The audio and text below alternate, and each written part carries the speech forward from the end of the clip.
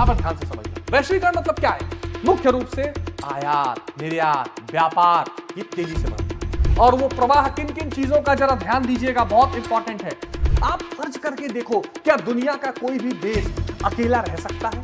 तो ये जो टेक्नोलॉजी है ना, इस टेक्नोलॉजी ने इस प्रवाह को और मजबूत किया कि वैश्वीकरण में राजनीतिक क्या होता है। तो राजनीतिक में ये हमको देखने को मिलेगा कि राज्य थोड़ा कमजोर होता है। लेकिन वैश्वीकरण होता कैसा है? वैश्वीकरण प्रक्रिया काम कैसे करती है? हेलो प्यारे बच्चों, कैसे हैं आप लोग? आज एक बहुत ही प्यारा सा, क्यूट सा और इंपॉर्टेंट सा टॉपिक बहुत ही छोटे समय में हम कवर करने वाले हैं, और वो टॉपिक है वैश्वीकरण, ग्लोबलाइजेशन या भूमंडलीकरण।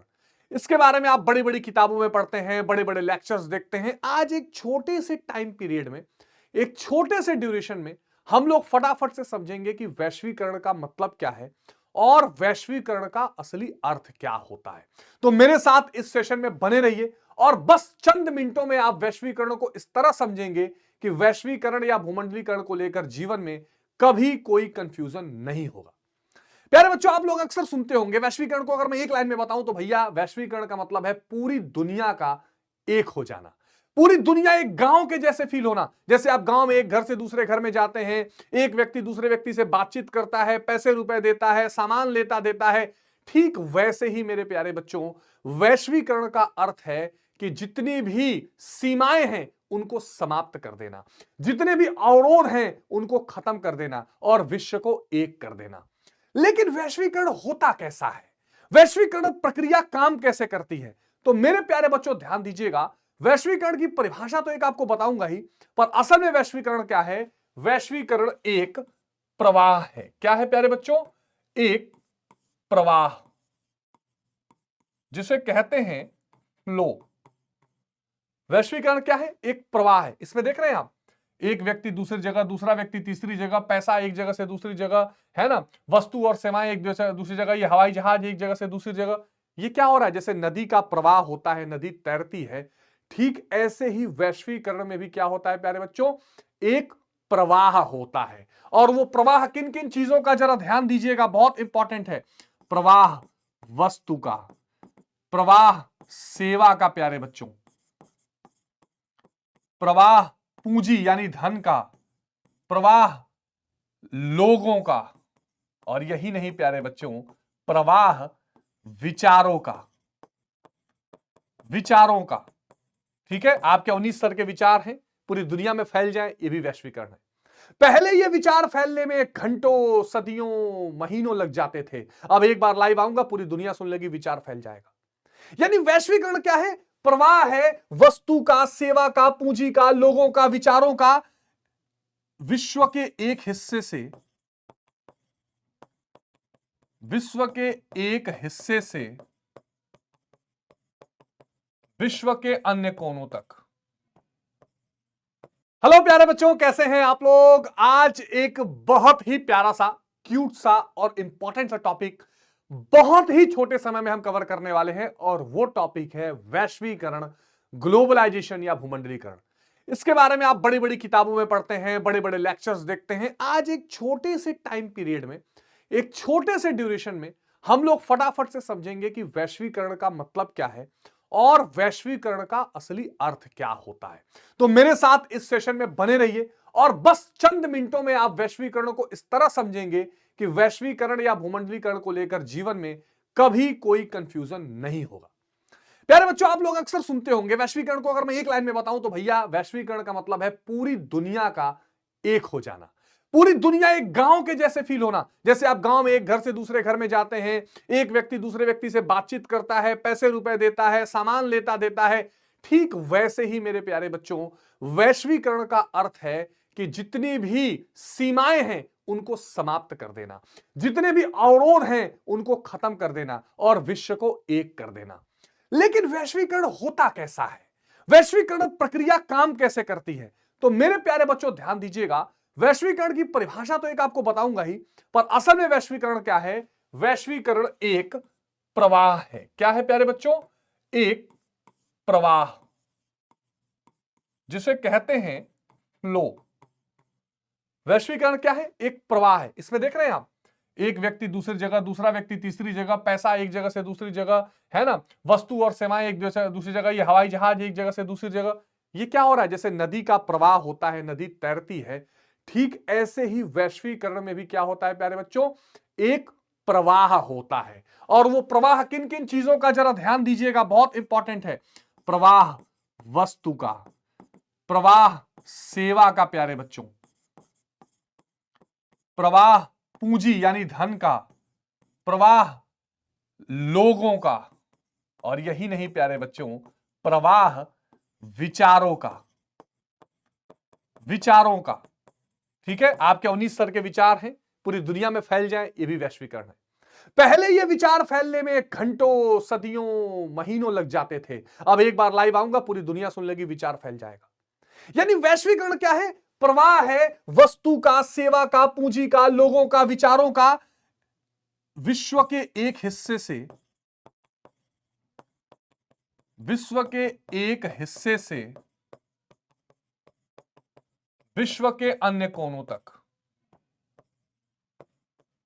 विश्व के अन्य कोनों तक। यानी विश्व के एक हिस्से से जब विश्व के बाकी हिस्सों में प्रवाह होता है, आना जाना होता है, आदान प्रदान होता है वस्तुओं का, सेवाओं का, पूंजी का, लोगों का, विचारों का, तो उसे क्या कहा जाता है? उसे वैश्वीकरण कहा जाता है। यानी पूरी दुनिया का एक हो जाना, यूनिफिकेशन ऑफ द वर्ल्ड। दुनिया में कोई भेदभाव ना रह जाए प्यारे बच्चों, इसको हम लोग वैश्वीकरण कहते हैं। क्या ये वैश्वीकरण आज के जमाने में आवश्यक है? बिल्कुल आवश्यक है। आप फर्ज करके देखो, क्या दुनिया का कोई भी देश अकेला रह सकता है? आप अपने मोहल्ले में अकेले नहीं रह सकते हैं, सबसे बोलना बतियाना पड़ेगा, लेन देन करना पड़ेगा। तो क्या पूरी दुनिया में आप अकेले रह सकते हैं? नहीं रह सकते। आपको दुनिया के साथ ताल से ताल मिलाना पड़ेगा। तो इसलिए क्या जरूरी है? ये प्रवाह जरूरी है। आपके लोग भी बाहर जाएं, बाहर के लोग आपके यहां आए, आपकी पूंजी बाहर जाए, बाहर की पूंजी आपके यहां आए, आपकी सेवाएं बाहर जाएं, डॉक्टर इंजीनियर जाएं, उनकी सेवाएं यहां पर आए, आपका जो है विचार लोगों तक पहुंचे और लोगों का विचार आप तक आए। कभी कभी लोगों को लगता है कि जो वैश्वीकरण है वो केवल आर्थिक परिघटना है। ऐसा नहीं है बच्चे, केवल अर्थव्यवस्था और आर्थिक लेन देन की बात नहीं होती है। ध्यान से समझना, वैश्वीकरण एक बहुआयामी परिघटना है। इंपॉर्टेंट पॉइंट, बहुआयामी परिघटना है, ध्यान रखिएगा। वैश्वीकरण क्या है? एक बहुआयामी परिघटना है प्यारे बच्चों। बहुआयामी परिघटना मतलब मल्टी डायमेंशनल, इसके बहुत सारे आयाम हैं। यह ध्यान रखिएगा, जो अपने आप में बहुत इंपॉर्टेंट होता है। अब यह समझना जरूरी है कि कौन कौन से आयाम हैं। प्यारे बच्चों ध्यान से देखिएगा, एक आयाम होता है राजनीतिक, दूसरा आयाम होता है आर्थिक, और तीसरा आयाम होता है सामाजिक सांस्कृतिक। ठीक है, तीन महत्वपूर्ण आयाम आपको दिखाई देंगे, राजनीतिक, आर्थिक, सामाजिक, सांस्कृतिक। प्यारे बच्चों, ये तीन आयामों के वजह से ही वैश्वीकरण को बहुआयामी कहा जाता है। और तीन आयाम मतलब इनके अलग अलग प्रभाव भी हैं। इसके पहले कि मैं इसकी प्रभाव की थोड़ी सी चर्चा आपसे करूं, एक बात समझ लीजिएगा, जो पूरा वैश्वीकरण है ना प्यारे बच्चों, ये पूरा वैश्वीकरण किसके इर्द गिर्द घूमता है? ये पूरा वैश्वीकरण घूमता है पूंजीवाद के इर्द गिर्द। कभी कभी आपसे यह भी पूछा जा सकता है कि वैश्वीकरण का जो कंसेप्ट है वो आखिर कौन से विचारधारा के समर्थन में है? वो पूंजीवाद, वही पूंजीवाद जो बात करता है उदारवाद की, जो बात करता है कि आर्थिक लेन देन में कोई रुकावट ना हो, आर्थिक आजादी हो, निजी संपत्ति हो। उदारवाद मतलब जितने बड़े बड़े रिस्ट्रिक्शंस हैं, जितने बड़े बड़े रुकावटें हैं, आर्थिक प्रतिबंध है, सबको खत्म करो।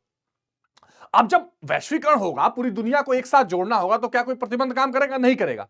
इसलिए एक कॉन्सेप्ट आप याद रखिएगा कि जो वैश्वीकरण है वो पूंजीवाद के करीब है। जो वैश्वीकरण है उसके बहुत सारे आयाम हैं। मैं थोड़ा सा आयाम पर और चर्चा करूंगा इस छोटे से वीडियो में, लेकिन एक चीज और बता दूं, आप कहोगे कि सर ये प्रवाह तो पहले भी होता था, पहले के जमाने में भी लोग एक जगह से दूसरी जगह जाना, वस्तुओं का आदान प्रदान, सेवाओं का आदान प्रदान, सारी चीजें होती थी। नया क्या है? ऐसा क्या है कि वैश्वीकरण को अब हम एक बड़ा इंपॉर्टेंट कंसेप्ट मानते हैं? तो वो है प्यारे बच्चों, वो है इसकी गति, इसकी स्पीड। वैश्वीकरण की अब स्पीड क्या हो चुकी है? बहुत तेज हो चुकी है। क्यों? तो इसमें सबसे बड़ा कारक है प्रौद्योगिकी। क्या है? प्रौद्योगिकी, जिसे क्या कहा जाता है? टेक्नोलॉजी।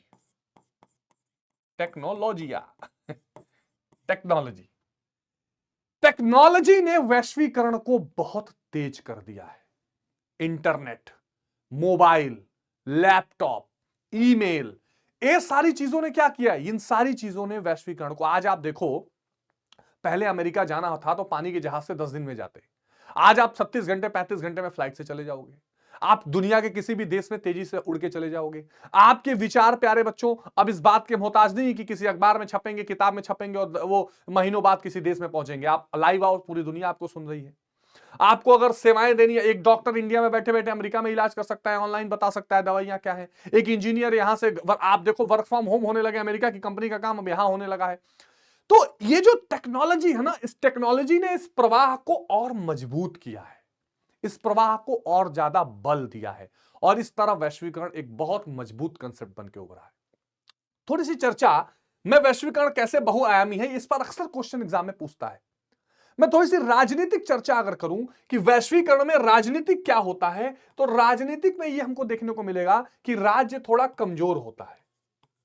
राज्य थोड़ा कमजोर होता है किस मामले में? संप्रभुता के मामले में। देखो क्या होता है कि राज्य को निर्णय लेने होते हैं दुनिया भर के, और वैश्वीकरण में आप अकेले नहीं रहते, दुनिया भर के देशों के हिसाब से निर्णय लेना होता है। अब आपको हो सकता है कोई चीज पसंद हो, कोई चीज पसंद ना हो, फिर भी लोगों के कहने पर, देशों के कहने पर आपको वो निर्णय लेना पड़े। तो राज्य के जो निर्णय लेने की शक्ति है वो थोड़ी कमजोर होती है। इसके अलावा राज्य कल्याणकारी नहीं रहता, कल्याणकारी नहीं रहता, यह भी जरा समझ लेना। क्यों नहीं रहता? मैं इसीलिए पहले ही बता दिया हूं, पूंजीवाद।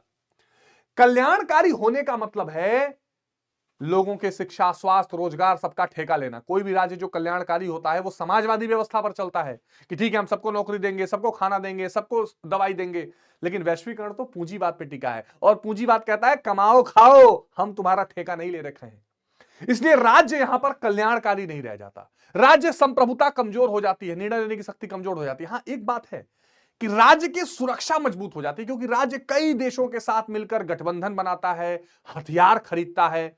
तो ये राजनीतिक प्रभाव है कि दुनिया भर की जो है गठबंधन बनते हैं, हथियारों का लेन देन होता है। राज्य क्योंकि कई देशों के अनुसार चलता है तो कमजोर भी हो जाता है और कल्याणकारी पहले जितना नहीं रह जाता। इसके अलावा आर्थिक प्रभाव क्या है? अंतरराष्ट्रीय व्यापार तेजी से बढ़ता है। प्यारे बच्चों ध्यान से समझना, अंतरराष्ट्रीय व्यापार, ठीक है, आय के अवसर, यहां पर ध्यान से समझना। वैश्वीकरण मतलब क्या है? मुख्य रूप से आयात, निर्यात, व्यापार, ये तेजी से बढ़ता है। दुनिया भर के जो देश हैं वो जो महत्वपूर्ण प्रतिबंध है उनको हटाते हैं, प्रतिबंधों से अपने आप को किनारे करते हो, कहते हैं आओ मेरे देश में। जैसे देखा होगा मोदी जी कहते हैं, उन्होंने लाल किले से भी भाषण दिया था, मोबाइल बनाना है मेक इन इंडिया, गाड़ी बनानी है कम मेक इन इंडिया, यानी हमारे यहां आओ, अपनी पूंजी लगाओ, है ना, और हम भी तुमसे चीजें खरीदेंगे, तुम भी हमसे चीजों को खरीदो।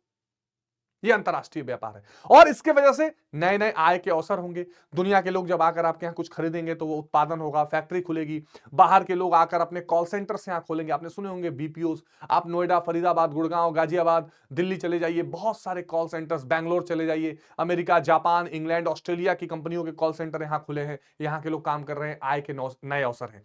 लेकिन ये जो अवसर हैं ये पढ़े लिखों के लिए ज्यादा हैं, ये जो अवसर हैं वो अमीरों के लिए ज्यादा है, क्योंकि उनके पास पूंजी है। इसलिए कई बार ऐसा देखा जाता है कि वैश्वीकरण में अमीर और गरीब के बीच में खाई बन जाती है। इसलिए वैश्वीकरण का जो विरोध होता है वो ये होता है कि वैश्वीकरण में आर्थिक असमानता भी देखने को मिलती है। आर्थिक असमानता, आर्थिक असमानता भी देखने को मिलती है, और इस आधार पर वैश्वीकरण का विरोध भी किया जाता है कि वैश्वीकरण से तो राज्य कमजोर हो रहा है, वैश्वीकरण से तो आर्थिक असमानता आ रही है, वैश्वीकरण से अमीर और अमीर हो रहा है, गरीब और गरीब हो रहा है। यह विरोध भी देखने को मिलता है। तीसरा अगर आप देखो सामाजिक सांस्कृतिक, तो यहां पर एक खतरा दिखाई पड़ता है, वो है सांस्कृतिक समरूपता का डर। सांस्कृतिक समरूपता और सांस्कृतिक विशिष्टता। सांस्कृतिक विशिष्टता, ठीक है। एक तरफ सांस्कृतिक समरूपता दिखती है, मतलब ऐसा होता है कि लगता है कि जैसे बड़ी बड़ी संस्कृतियां छोटे देशों पर हावी हो जाएंगी, बड़ी संस्कृतियां छोटे देशों को कब्जा कर लेंगी। माने अमेरिका में अगर जींस पहना जा रहा है तो पूरी दुनिया में जींस पहना जाएगा। अमेरिका में मैकडोनल्ड बर्गर खाया जा रहा है तो पूरी दुनिया में मैकडोनल्ड बर्गर खाया जाएगा। यह खतरा रहता है। ऐसा लगता है कि अमेरिका में वैलेंटाइन डे मनाया जा रहा है तो इंडिया में मनाया जा रहा है, इंडिया में हल्ला होता है हमारी संस्कृति नहीं है, हमारी संस्कृति को खतरा पैदा हो रहा है। तो ऐसा देखने को मिलता है कि जो बड़ी बड़ी संस्कृतियां हैं वो छोटे संस्कृतियों पर हावी हो रही है। वहीं दूसरी तरफ विशिष्टता का मतलब होता है कि जो छोटी संस्कृतियां हैं ना, उनको भी मौका मिल रहा है पूरी दुनिया में खुद को दिखाने का। भारत की दिवाली पूरी दुनिया में मनाई जा रही है, भारत का छठ त्योहार पूरी दुनिया में मनाया जा रहा है। छोटे छोटे देशों की जो टैलेंट है, छोटे छोटे देशों के जो पहनने ओढ़ने के तरीके हैं, जो भाषाएं हैं, छोटे देशों की जो संस्कृतियां हैं, वो भी तो पूरी दुनिया में फैलती हैं। अमेरिका गॉट टैलेंट में इंडिया का आदमी जाके परफॉर्म करता है। तो वैश्वीकरण में सांस्कृतिक जो प्रभाव है, उसमें ऐसा भी देखने को मिलता है कि बड़ी संस्कृतियां छोटे पर हावी हो रही हैं, और ऐसा भी देखने को मिलता है कि छोटी संस्कृतियां जो हैं उनको भी मौका मिल रहा है। तो ये वैश्वीकरण के अलग अलग प्रभाव हैं। और ये जो सांस्कृतिक समरूपता का डर है, ये जो आर्थिक असमानता है, ये जो राज्य का कमजोर होना है, ये वैश्वीकरण की आलोचना में बताया जाता है। एक संस्था है बेटा जिसका नाम है WSF, जिसको कहते हैं वर्ल्ड सोशल फोरम। ये जो वर्ल्ड सोशल फोरम है, ये वैश्वीकरण का विरोध करती है कि इससे दुनिया में असमानता आ रहा है। इसका एक छोटा भाई ISF, इंडियन सोशल फोरम, ये इंडिया में काम करता है। तो वैश्वीकरण क्या है? एक प्रवाह है वस्तुओं का, सेवाओं का, लोगों का, पूंजी का, विचारों का, एक देश से दुनिया के अलग अलग देशों में। वैश्वीकरण एक एकीकरण है दुनिया की राजनीति का, दुनिया की अर्थव्यवस्था का, और दुनिया की समाज और संस्कृति का। यह भी आप पॉइंट देख सकते हैं कि क्या है वैश्वीकरण? एक एकीकरण है, अर्थव्यवस्थाओं का एकीकरण, समाज का एकीकरण और राजनीति का एकीकरण, जिसे हम भूमंडलीकरण भी कहते हैं, जिसे ग्लोबलाइजेशन भी कहते हैं। तो एक शॉर्ट पिक्चर में मैंने आपको वैश्वीकरण के इस कंसेप्ट को बताने का प्रयास किया है। आई होप कि आपको समझ में आया होगा और अच्छे तरीके से आप इसको समझ के एग्जामिनेशंस में पॉइंट कर सकते हैं। और वैश्वीकरण के बहुआयामी प्रभावों के बारे में जब भी क्वेश्चन पूछा जाए या वैश्वीकरण के बारे में क्वेश्चन पूछा जाए तो आप बता दीजिएगा कि पूरी दुनिया को ग्लोबल विलेज, वैश्विक ग्राम बना देना। एक नया कंसेप्ट आया, वैश्विक ग्राम। पूरी दुनिया को एक गांव जैसा बना देना, पूरी दुनिया को सीमा रहित बना देना, पूरी दुनिया का एकीकरण कर देना, पूरी दुनिया को एक साथ जोड़ देना ही वैश्वीकरण है। और इसमें केवल राजनीति नहीं जुड़ती, केवल आर्थिक तंत्र नहीं जुड़ता, केवल सामाजिक तंत्र नहीं जुड़ता, बल्कि आर्थिक, सामाजिक, राजनीतिक सभी तलों पर यह जुड़ता है, और इसीलिए इसे एक बहुआयामी प्रक्रिया कहा जाता है। थैंक यू बच्चों, टेक केयर, जय हिंद।